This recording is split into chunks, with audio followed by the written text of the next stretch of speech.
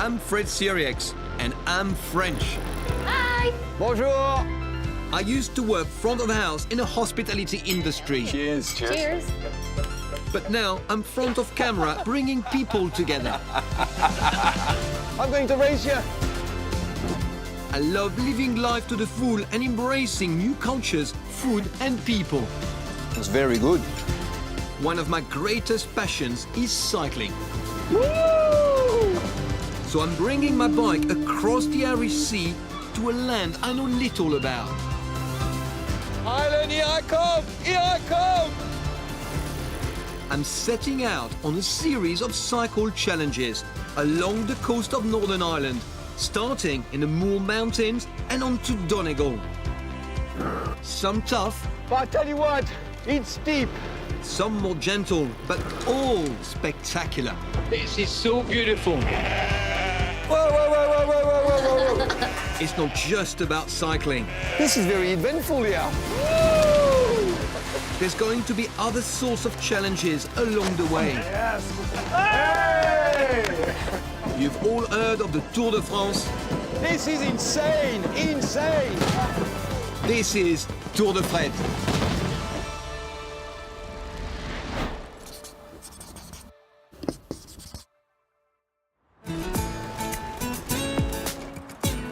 This time, I received the warmest reception yet from the people of Derry, Londonderry. Hi, Fred! I indulge in a spot of tree hugging. Look at that. Deserves a hug. Look at the size of it. I get to cook dirty, Lovely. So we'll check it in a All the little bit. fat is gonna melt and be lovely. and it's not what you think. Look at that meat. And take part in Europe's biggest Halloween festival.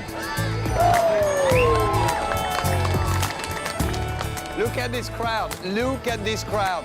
Extraordinary.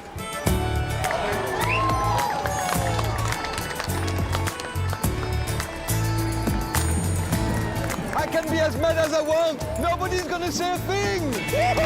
Oh, so sorry. Oh! Allez, vite!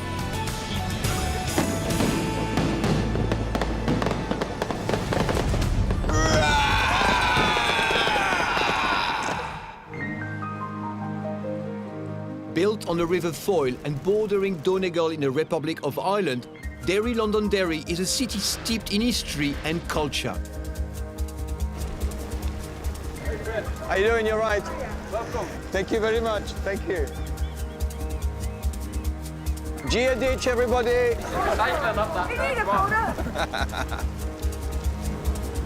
This city has birthed saints and scholars alike, not least the Derry girls. The Derry girls. I'm going to set them up for a first date.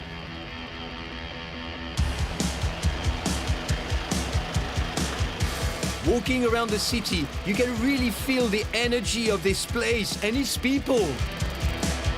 Hi guys. Fancy a race? How you doing? Keep your eyes on the road. Ciao. Okay. On y va? I'm going. All right, mate. All right. People's famous phrase is "Welcome to Derry." Yeah, welcome to Derry. I like that.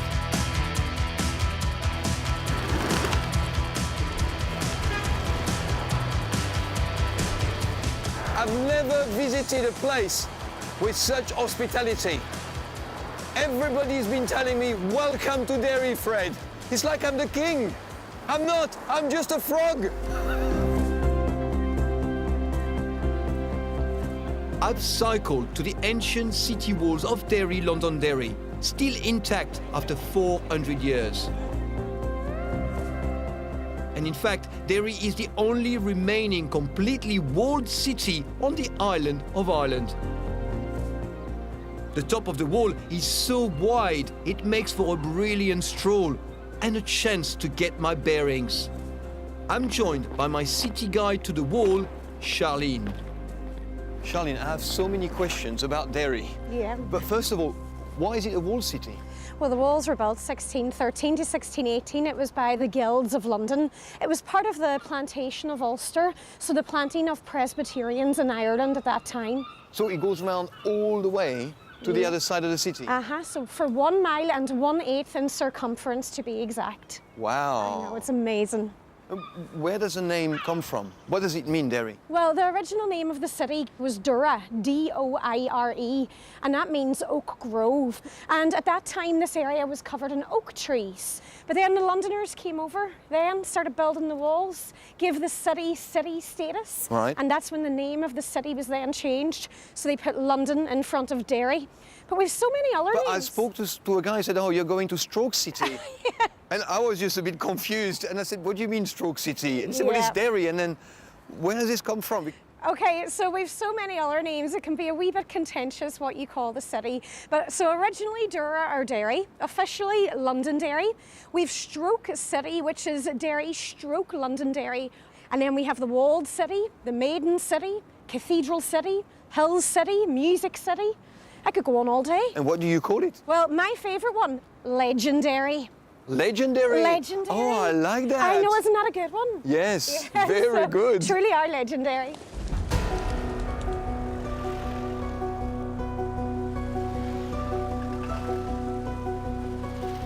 During the late 1600s, the walls came into their own when the city was put under siege for over 100 days during a fight between two kings for the English throne. And today, every step along the top of the wall tells the story of that historic siege. Why is the wall higher here? To protect the cathedrals, so obviously the cathedral would have been like a point of attack during the siege. Oh, I'll go up there. Yeah, go for it. So there would have been a platform there for people to look out for any potential oncoming attack. Yeah, you can see very River. far. Oh, look at these cannons. I know, yeah. So 24 in total throughout the circumference of the wall. They're very well preserved. They are, yeah. So we do have one of Europe's largest cannon collection.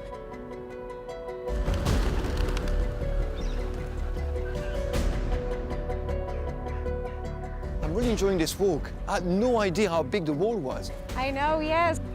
This is the Anglican Cathedral, St. Colum's Cathedral. During that 105-day siege, there were cannonball being fired in. And it out. wasn't destroyed? No, it wasn't destroyed at that time. But at one point during the siege, James's army, who were down by the river, they fired a cannonball to inside the walled city.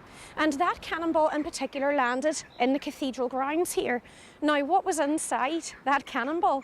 King James's terms of surrender. A little note written inside. Well, it's like he's sending a fax. Yep. So first fax sent by air here, 1689. How lucky are we?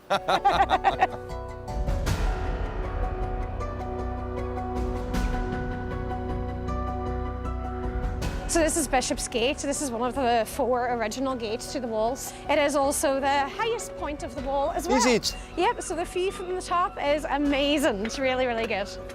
Oh, wow. I know. You can see the whole city here. You can indeed. But think back 400 years ago, take all the commercial Yeah. buildings out of the mix, how far out that river you would have been able to see from here. These walls are so thick. They are, yeah, the widest point of the wall is just over 30 feet wide and filled in with the wall as well. It's not all filled in with stone. It is in fact filled in with earth because stone, if hit by cannon fire, would just crumble, whereas earth absorbs a cannon fire a lot easier. Very smart. They'd have very well thought out. In recent history, Derry was at the center of some of the darkest days of the Troubles in Northern Ireland.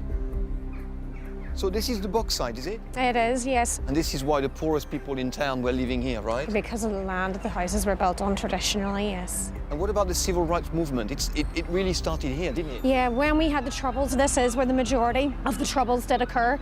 Yeah, I remember it. But to see it here now is just Yeah. quite extraordinary, really. Because I remember the news, but I was such a little boy. Yeah, that is when my parents married, and my dad from Craigan, Catholic, and my mum, Protestant, from the Fountain. And they made you? I know, there you go, there you go. But yeah, so two main communities coming together, but at a time when the city was so divided. Wow. What about Bloody Sunday? Where did it take place? So Bloody Sunday occurred at Glenfeta Park, which is just over here to the right-hand side. It is where the Peace Mural stands today, and the Peace Mural was made between the Catholic school children here in the Bogside and the Protestant school children of the Fountain. Incredible. History just made full circle. Yeah, it's a history that a lot of people from all over the world remember seeing unfolding on their local media, so that's why now a lot of people come here. That's why it's so very important to share them. We want to make sure that that history does not repeat itself. Wow, an incredible place. I know.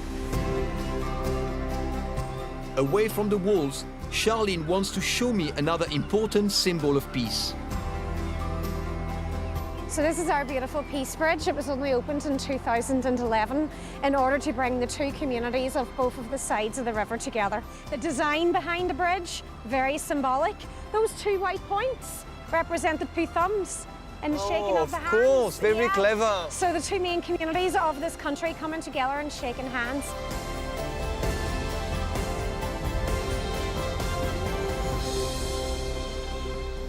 It's quite incredible to walk on the walls of Derry. And to this day now, we have this bridge, this beautiful peace bridge that's linking the two communities together. And that is a great symbol.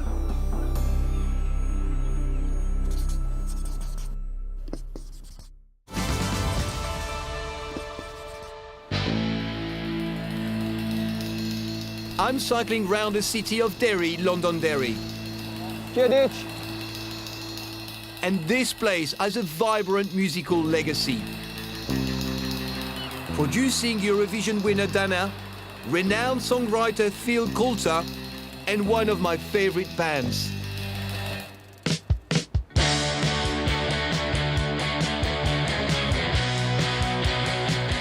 Growing up in France, I loved the Undertones music.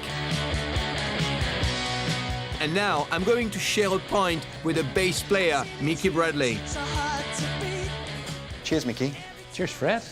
Tell you, I'm a little starstruck. Yes, because, you know, your music was the soundtrack of my teenage years. I love punk. And this is one of the reasons I came to the UK, because I love the music. So music brought you to the UK? It did, because of the language, the music. You know, I loved it. But how did the sound come about? Because you've got a very distinctive sound. Yeah. How did you know it was the right sound? Why didn't you go to a different genre? You know, because that was pretty unique at the time what you did. Good question. We were very isolated here because no bands ever came to Derry, no visiting bands really, you know. We learned everything from records and from reading the New Musical Express and then listening to John Peel on the radio. They were the only things really that interested us. That was your inspiration? Yeah. We heard the Ramones through John Peel.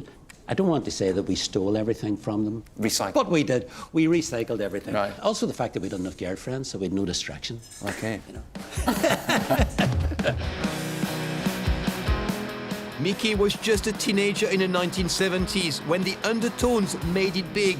But today, he's still gigging and keeping that punk aesthetic alive. It doesn't look like you've changed. I mean, I was looking at your shoes and, yeah. you know, roll up on your trousers, your yellow know. socks, the jacket, your hair. But I think you can do that now. Back in 1978, I'm 65 now. Back in 1978, 65-year-olds didn't wear jeans, never mind Dr. Martens, you know. But I have the original jacket, yes. It's a bit battered looking. Yeah, but the older they are, the better they look. It still fits, but I can't close it. You know, might fit you, Fred. Can I try? Of course, yeah. It's a good weight too. You know, I had a Perfecto like this, Ah. shot, and I bought it for 2,000 French francs, £200 at the time. I was 18. It was a lot of money, but that was the price. And Yeah. I've lost it. I don't know where it is. Yeah. Oh, look at that. Yeah! Johnny Holiday! What am I offered for it? No one. I wouldn't take it off you, man. It's nice. No leather jacket and lycra. That's the look.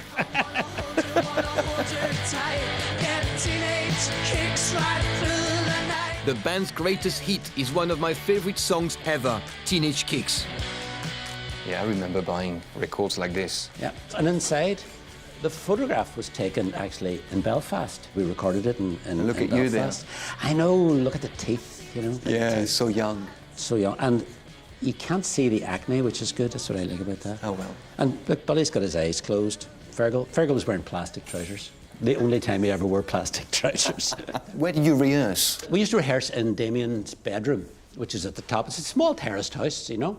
We rehearsed in his bedroom. So his parents were downstairs, the They mum were was downstairs. cooking. How much Yeah. noise was coming out of that bedroom? Quite a lot. It must have been horrendous for anyone listening, you know. I mean, I'm just thinking about the parents downstairs. I know. The noise, the racket from that bedroom. They turned the television up yeah. louder. That's what you do, you know. You know, I remember playing Teenage Kicks at my grandparents' house. I was playing it quite loud, and my grandfather, which was quite old at the time, said to me, "Oh, I don't like that. Turn this off. This is music for bears." And I started to dance like a bear, and he told me off, and I had to Music go into for my bears? Yes, he couldn't stand it. That's a great line. Music for bears. Yeah, that's the undertones. Music for bears. That's our next T-shirt, Fred. Absolutely. That's your next album. Cheers.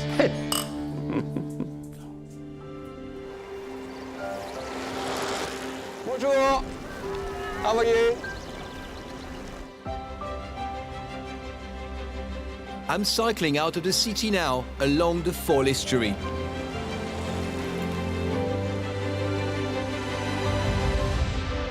What a view! What a spectacular view! My destination is Brook Hall, an 18th century estate which is home to one of the most beautifully preserved gardens in Ireland.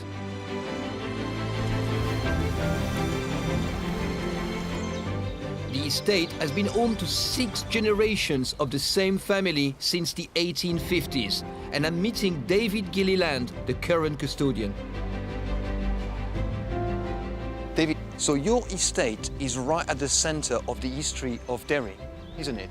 Yeah, like it's been connected to the city for well over 400 years. Everything that's happened in the city has also happened here. What we're walking along is the actual original Culmore Road, which is the main road into the city for the Inishowen Peninsula behind us. So if you imagine, particularly during the time of the famine, this was the road where people would have left Inishowen to emigrate out of the city and head for America. And so these trees probably would have been here growing at that time as the horses and carts run along here as well. What history? What about that wall? When was this built? So this is the outer wall of the walled garden, which is 3.5 acres, making it one of the largest in Ireland. We believe it dates right back to the plantation of Ulster in the 1600s and the creation of going from Derry to Londonderry and the building of the city walls as well. I'm quite fascinated by the history of the plantation. What does it mean? What is the plantation? So the plantation was a period of Irish history where the British were trying to take control of the island of Ireland and try to keep down any rebellions, but without doing it as a full-on war. And so what they did is they took lords and second sons, third sons mainly from Scotland and brought them over and planted them into the Irish landscape to keep control of the local indigenous Irish people. Right. I feel I've learned so much with you. You're like an encyclopedia, man. You're very kind. So this, oh wow, look at the house. This is Brook Hall here.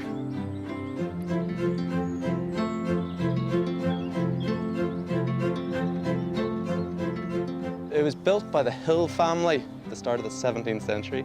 And if you looks all over the river right here behind us. What an incredible view.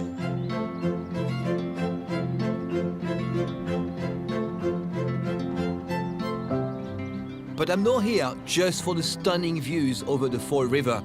I'm fascinated by trees, and I've been hearing all about the arboretum on the estate. David, it's a very special arboretum, isn't it? I'm a very keen gardener, so I'm really keen to see your arboretum. So we're quite lucky in that all the generations of Gillilands before me have all been really interested in plants. So although the farm has always been the business through the generations, the arboretum has always been the passion projects. Can we go and have a look? Absolutely, this way. Thank you.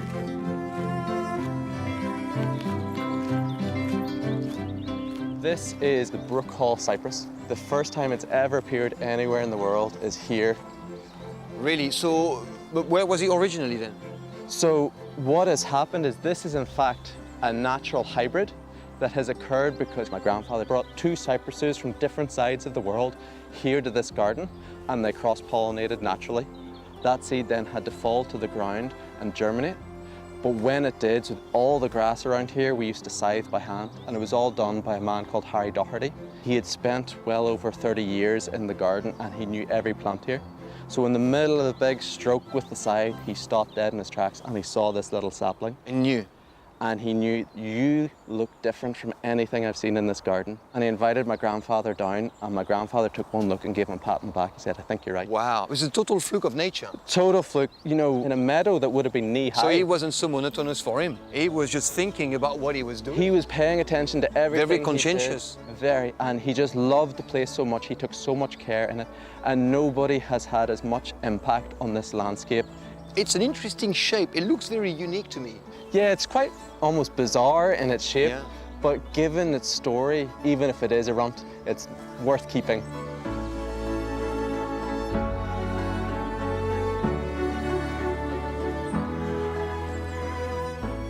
This is an incredible oak.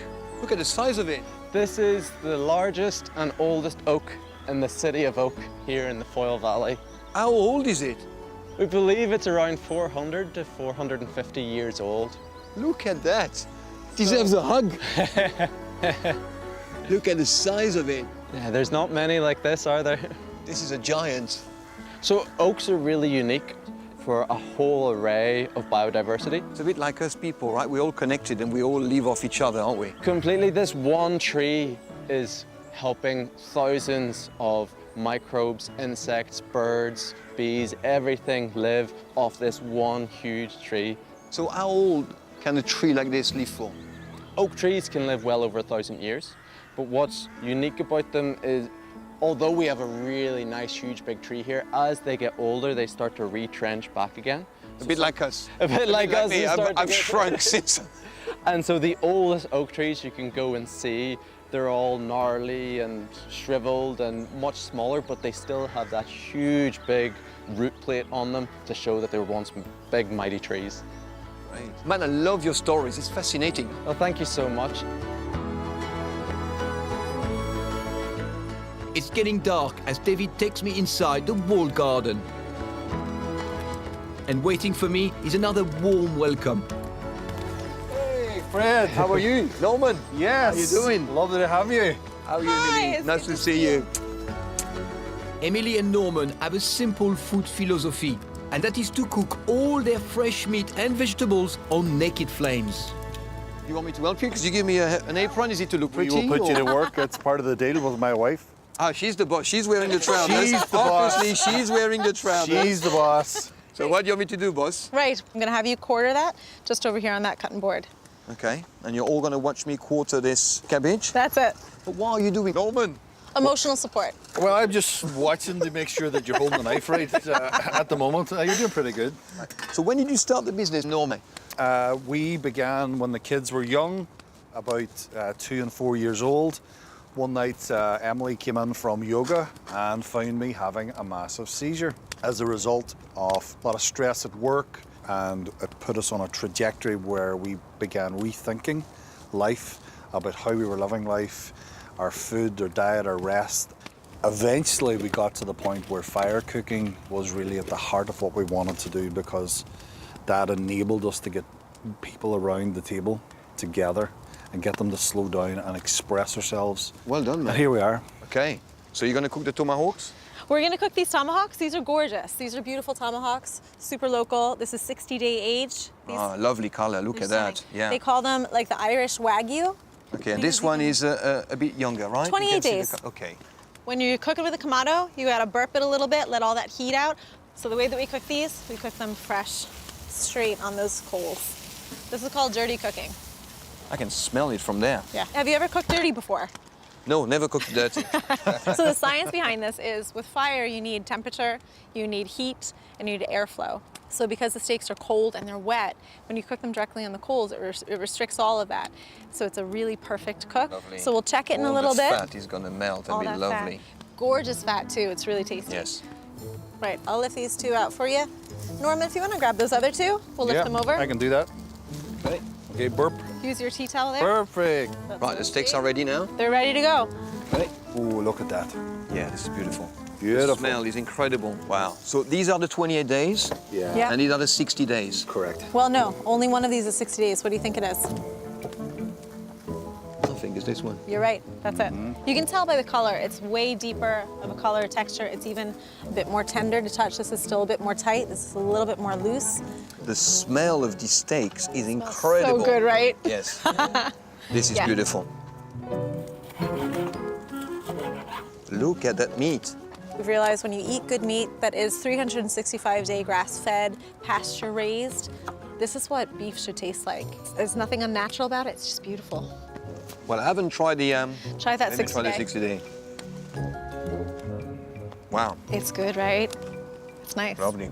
So rich. So rich. All this protein will certainly help me when I get on my bike again in the morning. This is so good. Thank you very much. Thank you. David, good steak. Good job. Can I raise my glass to Emily and Norman? This is so good. 10 out of 10. Thank you you very Thank much. you. Thanks for coming. Thanks for the lesson. Brilliant. Great having you. Thank you Cheers. so much. Sláinte. Cheers.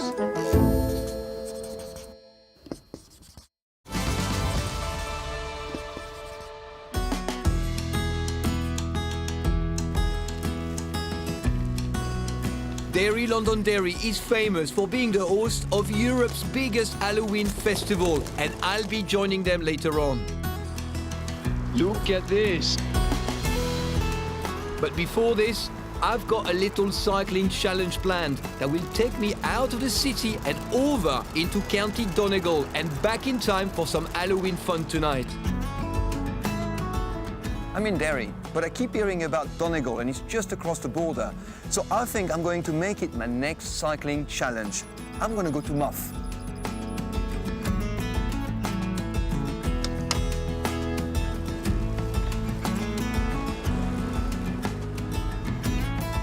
Muff is a small village in Donegal and is the starting or end point of the Wild Atlantic Way, which winds its way down the west coast of Ireland. The cycle route is fairly flat. In just a few minutes, I leave the city behind and I'm cycling once again along the Foyle estuary, located between the Inishowen Peninsula in County Donegal and County Derry. I tell you what, it's so beautiful here.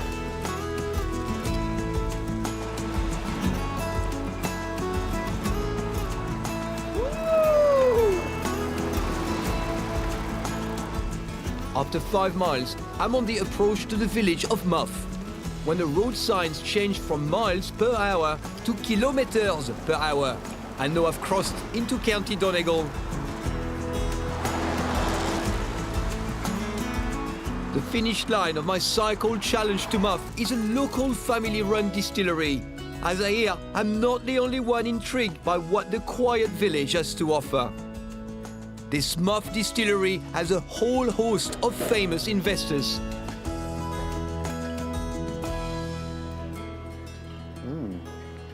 Very good. Look at all those names. Ronan Keating, Ed Sheeran, Russell Crowe, Jimmy Carr. I mean, I have just completed a cycle challenge from Derry to Muff. I mean, surely that deserves my name on the barrels too. I want to speak to the guys. After some refreshments, I'm heading back from Muff for the return cycle back into the city. And the atmosphere is starting to build for Halloween. I can't wait. You look great. Yeah. And this is Woody? Yeah. Woody and Derry. Give me 5. Derry hosts the largest Halloween festival in Europe, and the people of this city take it very seriously indeed.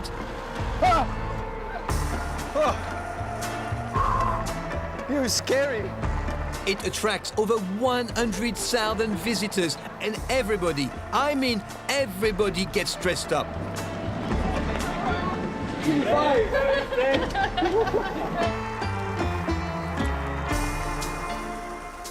At dusk, there is one more detour, before I get involved in tonight's Halloween celebrations. In true Halloween style, I'm meeting Madeleine, author of Haunted Derry, for a chat by the fire, surrounded by trees. What could possibly go wrong? Madeleine, can you tell me the origin of Halloween? Where does it come from? Originally from the ancient Celtic people, probably about 2,000 years ago. And it was a festival to mark the end of the bright year and the beginning of the dark year. Today, it's one of the biggest festivals the world over. It's celebrated everywhere now. Well, it's celebrated even more in our city. But why did they make it scary? Well, to ward away the fairies. You know, if you But believe fairies, I thought that fairies were nice. Oh, not all fairies. Oh, no. Some Irish fairies are very, very disturbing. So they are known to be nasty and badly Yes, intended. to frighten off the fairies, you dressed in scary clothes. So people at the time were dressing in scary Oh, clothes. yeah. And carving these pumpkins, Yeah, well, putting the it was lights on turnips. as turnips. Yeah. You see, Samhain is where the veil between the other world and this world is very, very thin, and bodies can come in from the other world. Was there a lot of superstition around Halloween at the Absolutely. time? Yeah. People were concerned about their ancestors appearing, or maybe someone coming that they had done harm to in an earlier life. You know that I'm 6% Irish, according to Oh, my good. DNA. Well, you're Celtic. Yes, that's right, course because you where I are. come from, you know, there was Celtic settlement. Yeah. But I have talked to Irish people who told me that around Ireland, there's a lot of black magic. And where I come from, there is a lot of black magic. Yeah. Like, for example, if you're not well, you can go and see the sorcerer, Yeah. and he's going to do whatever he does. And I remember my Yeah. mum, for example, when I was a little boy, I had verrucas. And she sent a piece of my hair to this man, Mm-hmm. and within a month, all the verrucas were gone. Yeah. So many people believe in it. And if you ask someone, do you believe in ghosts? And if they say no, and you say to them, well, would you walk along that country road at night at Halloween? Most of them wouldn't, They probably wouldn't. because there's probably still that fear of the unknown. And maybe, how do we know that there's not ones in among the trees there? We don't know. You can believe in ghosts or not believe in ghosts, but I'll tell you that there are so many stories in every culture about ghosts. You never know what is going to happen. What's going on with you? Sound effects as well.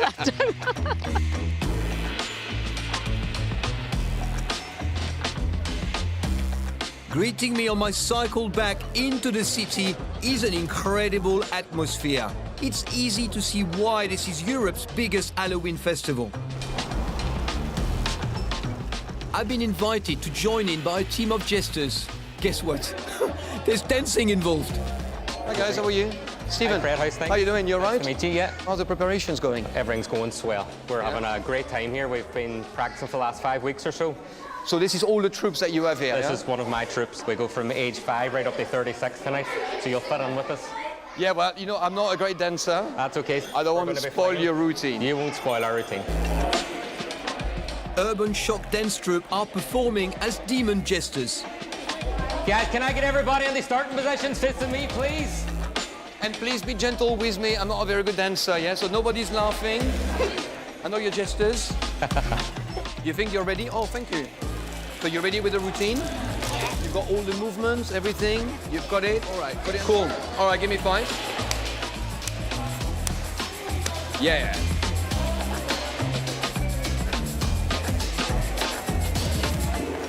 Well, this is fantastic. I just met Stephen and all the kids. And you know, it's kids to 36 years old. Everybody in the community is involved and they are so excited. And they've rehearsed for 5 weeks. They are here to put on a show. I just hope I'm not going to spoil it for them. 5, 6, 7, and we go 1, 2, 3, 4, and 1, 2, and shake, and 1 and 2, hat, turn right, 2, 3, we go, 1 and 2, good stuff, and we go, 5, 6, 7, hat, turn, and we go 1, 2, we go 1, 2, 3, 1, 2, 3, and 1, 2, 3, and breathe. And we do that for a full My hour. arm went. all the way up. All the way up. So the thing with it is that the track's 2 minutes long. And are we dancing as we are moving? We're dancing and we're moving, but there will be 4 points during the parade where we stop. Oh. Enjoying and keep moving. He's got the moves, guys. What do you think? Thank you very much. Give me 5. Well done.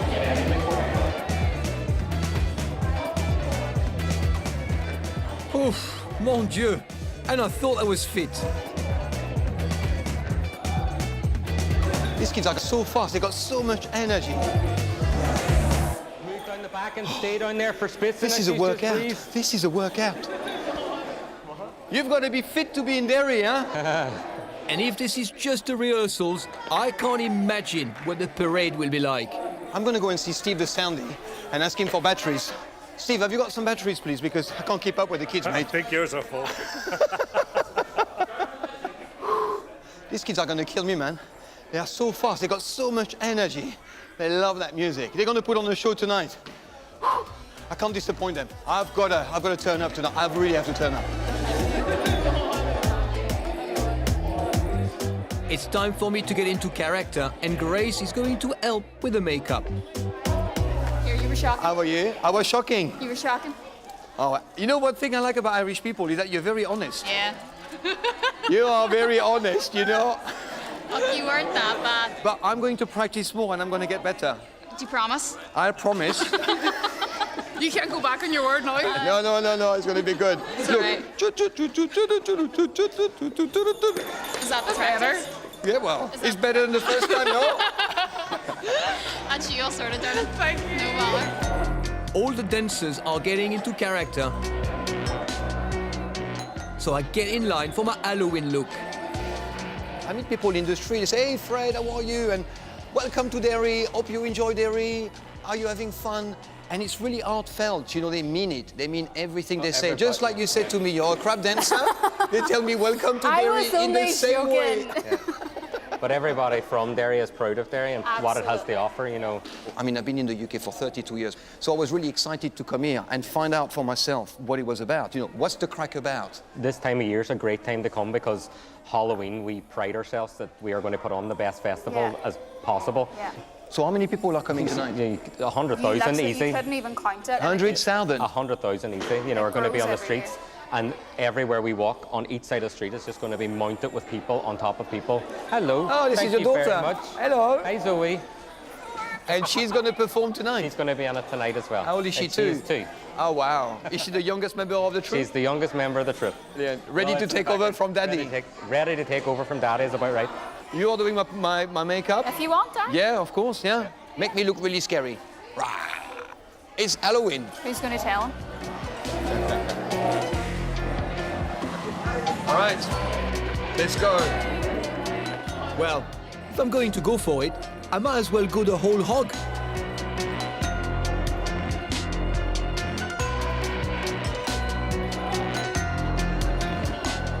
And embrace the Halloween celebrations. Fully. I'm a jester!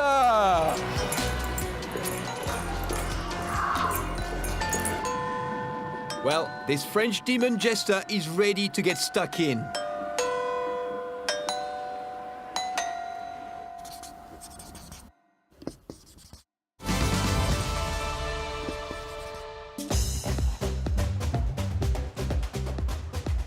My cycle journey in Northern Ireland has brought me to Derry, Londonderry, for the biggest Halloween festival in Europe. And I'm ready to party and dance with the rest of them.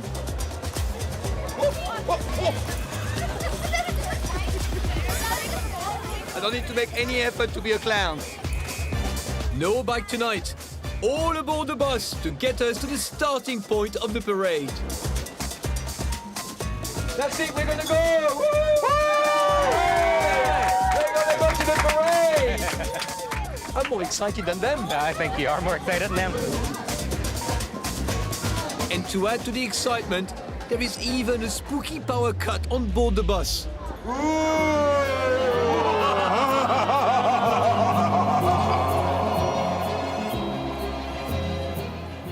This year's theme is the Carnival of the Dead. all about Halloween's mythical creatures and spirits.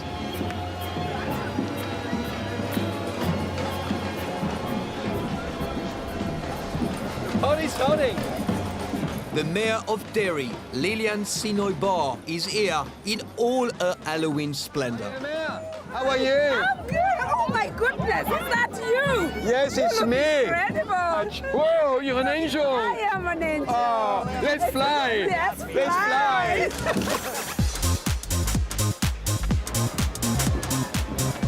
The city is alive!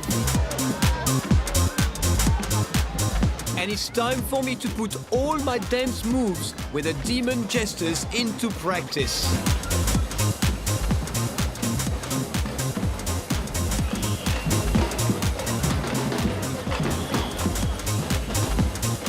I may not be as coordinated as the rest of the jesters, but I well and truly danced the night away.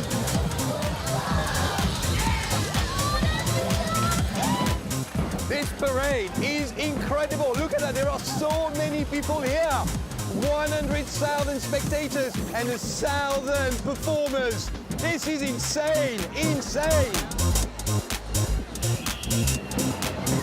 Everyone in Derry gets involved in the parade. Community groups, sports clubs and schools. Everybody.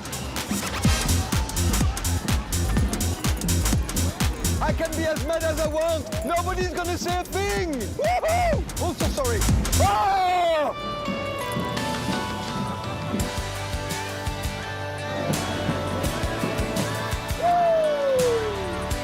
And it's not just the performers. The crowds also put in a huge effort to make Halloween a Derry night to remember.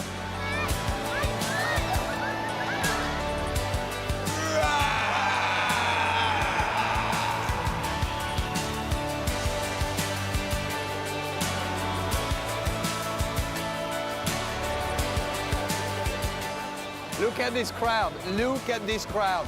Extraordinary. And organizer Jim Collins has been there from the very beginning. Jim, what a parade. Aye, fantastic. We're really delighted. When did this parade start? Well, the parade started in 2004. A group of people who were involved in creative activity, arts and community organisations thought the fact that there really was community buy-in for dressing up at Halloween, it was a perfect opportunity to introduce the parade. Year on year it gets better and better, you know, and thankfully the weather gods are with us. What about the spectators? Where are they coming from? Well, that's the thing, you see, because it has grown into something really big. You have people here from not only within the town, within the north, there's people coming from across these islands and indeed Europe, North America, Canada, you know, from all over the place. And before 2004, was there a parade? What was happening on Halloween? No, people used to just dress up spontaneously and go to the pub and have a drink and celebrate it that way. You know? But no parade before that? No parade, no. You still had a conflict going on, so the city centre was like a no-go area. And as soon as the conflict faded away, then the streets were then open and more available for people to use. I mean, for somebody like you who was, you know, growing up, you know, and living here at the time of the conflicts, and now you see this, how does it make you feel? Oh, it's great. I mean, it's certainly the absence of violence, you know, from whatever quarter is something to celebrate. You know, it's something but it's something that you have to nurture, like Halloween, like the parade, you have to nurture, you know, alternatives to violence. So it's great, it gives you great hope. You know, there's still loads of problems in this town, you know, but at least for one night a year, people can dress up, let their hair down and be whatever they want to be.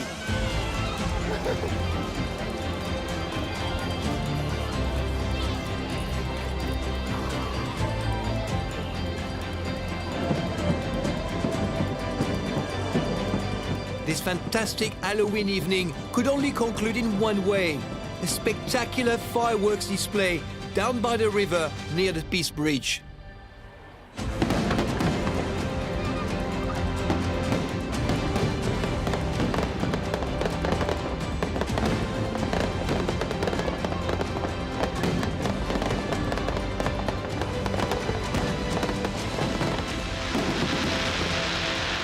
The Derry Halloween parade is like nothing I've experienced. I mean, with my kids, you know, we go trick-or-treating, but here there is 1,000 performers, And look at me, I'm still dressed like a jester, you know. I want to have fun all night.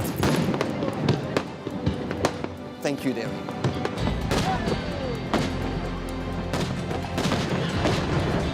Before I came to Derry, I had no idea about its history. I didn't know it was a walled city, so to find out about its past was truly mind-blowing for me.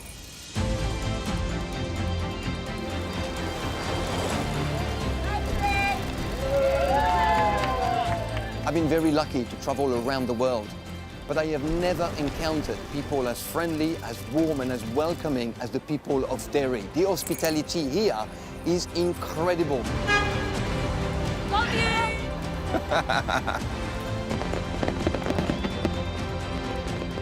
And as the fireworks complete a spectacular and scary Halloween, it's time to say adieu to this fantastic city. Halloween style.